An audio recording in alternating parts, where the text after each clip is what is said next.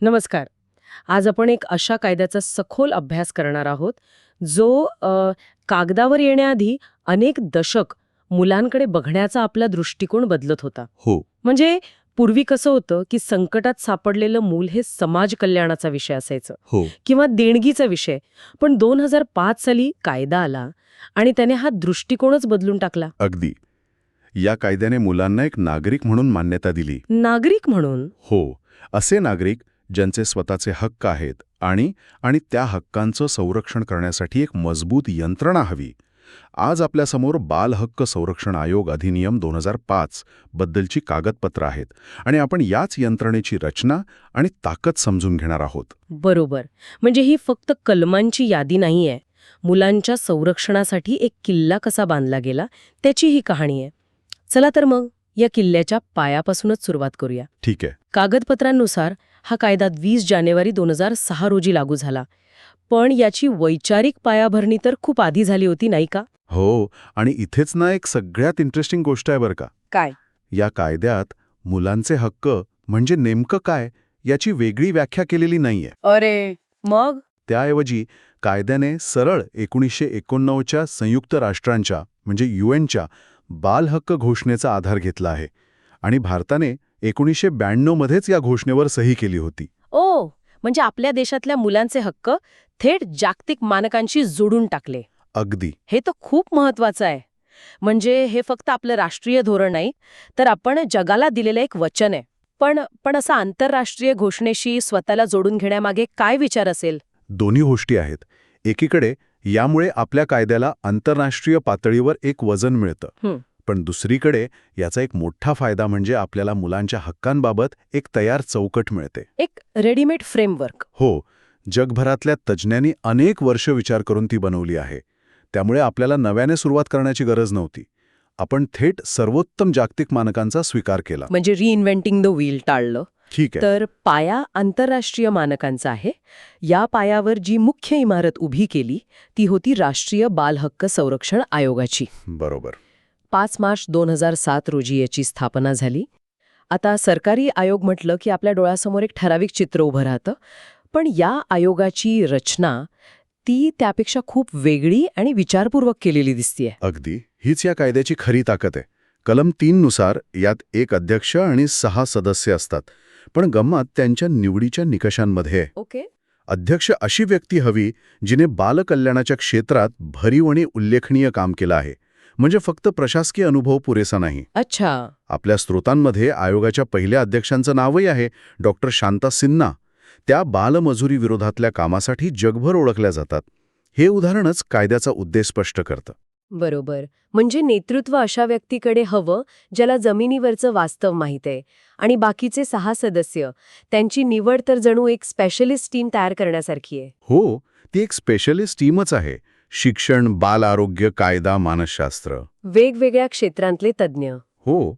आणि ही रचना group think टाळण्यासाठी जाणीवपूर्वक केलेली आहे. म्हणजे विचार करा, बालमजुरीच्या एका प्रकरणाकडे एक वकील कायद्याच्या नजरेतून बघेल, एक समाजशास्त्रज्ञ सामाजिक कारणांचा विचार करेल आणि एक मानसशास्त्रज्ञ त्या मुलाच्या मानसिक स्थितीचा. जेव्हा हे सगळे एकत्र येऊन निर्णय घेतात तेव्हा तो अधिक संतुलित आणि प्रभावी असतो. खरं आहे. मुलांचं संरक्षण हा काही एक आयामी प्रश्न नाही. त्यामुळे त्यावर काम करणारी टीमसुद्धा बहुआयामी हवी. आणि यात महिलांच्या प्रतिनिधित्वावरही विशेष भर दिला आहे ना? हो, नक्कीच. 6 पैकी किमान 2 सदस्य महिला असणं बंधनकारक आहे. हे फक्त प्रतिनिधित्वासाठी नाही, तर अनेकदा मुलांशी संबंधित प्रश्न, विशेषतः मुलींचे प्रश्न, अधिक संवेदनशीलतेने हाताळले जावेत, हाही त्यामागचा उद्देश असावा. अगदी बरोबर. आता या रचनेला आणखी एका गोष्टीने मजबूत केलं आहे. ती म्हणजे सदस्यांचा कार्यकाळ. तो किती असतो? कलम 5 नुसार अध्यक्ष आणि सदस्यांचा कार्यकाळ 3 वर्षांचा असतो. पण कोणताही सदस्य 2 पेक्षा जास्त वेळा पुन्हा नियुक्त होऊ शकत नाही.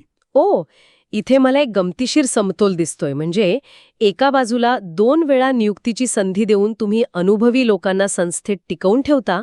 हो, त्यांची इन्स्टिट्यूशनल मेमरी जपली जाते. आणि त्याच वेळी तिसऱ्यांदा संधी नाकारून तुम्ही नवीन विचारांना, नवीन लोकांना जागा करून देता. बरोबर. यामुळे आयोग एकाच विचारसरणीत अडकून पडत नाही. तुम्ही अगदी बरोबर मुद्दा पकडला आहे.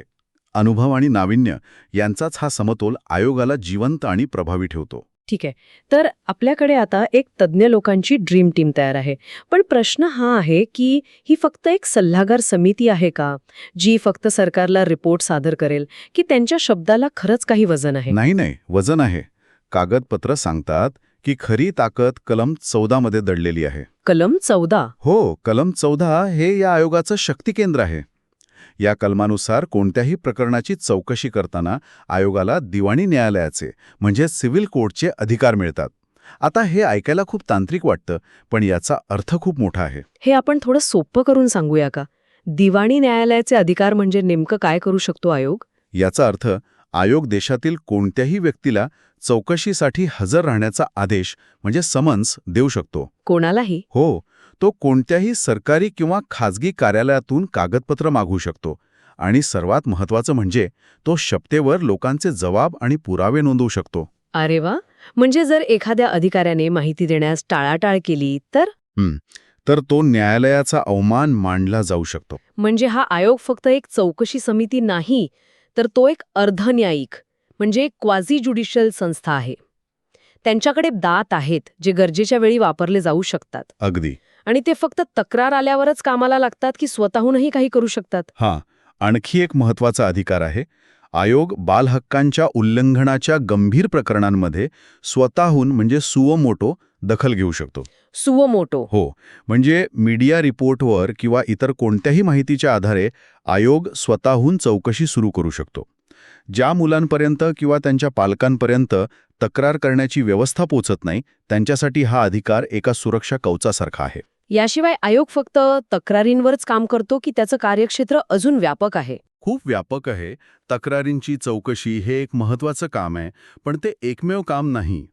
मुलांसाठी असलेले कायदे आणि धोरणं यांचा नियमित आढावा घेणे, त्यातल्या त्रुटी शोधून सरकारला सुधारणा सुचवणे, हे त्याचं एक मोठं काम आहे.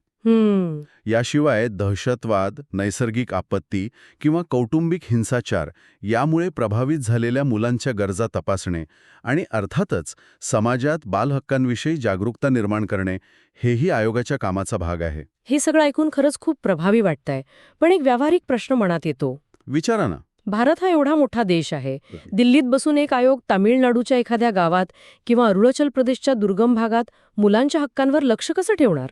हां, अगदी योग्य आणि महत्त्वाचा प्रश्न आहे आणि या कायद्याच्या निर्मात्यांनी याचा विचार केला होता. अच्छा. म्हणूनच कायद्याच्या कलम 17 मध्ये प्रत्येक राज्याला स्वतःचा राज्य बालहक्क संरक्षण आयोग स्थापन करण्याचा अधिकार दिला आहे. ओ अच्छा. म्हणजे प्रत्येक राज्यात स्वतंत्र आयोग? हो, आणि त्याची रचना आणि कार्यपद्धती जवळपास राष्ट्रीय आयोगासारखीच असते. राज्यात एक अध्यक्ष, 6 सदस्य, त्यात किमान 2 महिला, सगळं काही तसंच. म्हणजे सत्तेचं विकेंद्रीकरण केलं आहे. यामुळे स्थानिक पातळीवरचे प्रश्न अधिक प्रभावीपणे हाताळले जाऊ शकतात. बरोबर ना? कारण राज्याच्या आयोगाला तिथली भाषा, संस्कृती आणि सामाजिक परिस्थिती अधिक चांगल्या प्रकारे समजते. अगदी. ही एक खूप मोठी आणि दूरदृष्टीची तरतूद आहे. यामुळे प्रत्येक राज्यात मुलांच्या हक्कांसाठी एक स्वतंत्र आणि स्थानिक पातळीवर काम करणारी यंत्रणा उपलब्ध होते. बरोबर. आता आपण या यंत्रणेच्या शेवटच्या पण कदाचित सर्वात महत्त्वाच्या भागाकडे येऊया. न्याय प्रक्रिया. हो. जेव्हा मुलांवर एखादा गुन्हा घडतो तेव्हा न्याय मिळण्याची प्रक्रिया. सामान्य न्यायालयांमध्ये खटले चालतात की त्यासाठी काही विशेष व्यवस्था आहे? मला या कागदपत्रांमध्ये कलम 25 मध्ये काहीतरी खास दिसलं. हो, आणि ही या कायद्याची एक अत्यंत शक्तिशाली बाजू आहे बरं का. कलम 25 नुसार मुलांविरुद्धच्या गुन्ह्यांची सुनावणी जलद गतीने व्हावी यासाठी प्रत्येक जिल्ह्यात एक बाल न्यायालय म्हणजे चिल्ड्रन्स कोर्ट स्थापन करण्याची तरतूद आहे. प्रत्येक जिल्ह्यात? हे खूपच महत्वाकांक्षी आहे. हो ना. याचा अर्थ कायद्याचा उद्देश फक्त दिल्ली किंवा राज्याच्या राजधानीत धोरणं बनवणं नव्हता, तर न्यायाला अगदी शेवटच्या घटकापर्यंत स्थानिक पातळीवर पोचवणं होतं. अगदी बरोबर. आणि फक्त न्यायालय स्थापन करून ते थांबले नाहीत. या न्यायालयांमध्ये खटले कसे चालवले जावेत याचाही विचार केला आहे. तो कसा? कलम 26 नुसार या बाल न्यायालयांमध्ये खटले चालवण्यासाठी राज्य सरकार एका विशेष सरकारी वकिलाची म्हणजे स्पेशल पब्लिक प्रॉसिक्युटरची नियुक्ती करते. आणि त्यासाठी काही अट आहे का, की कोणत्याही सरकारी वकिलास हे काम दिलं जातं?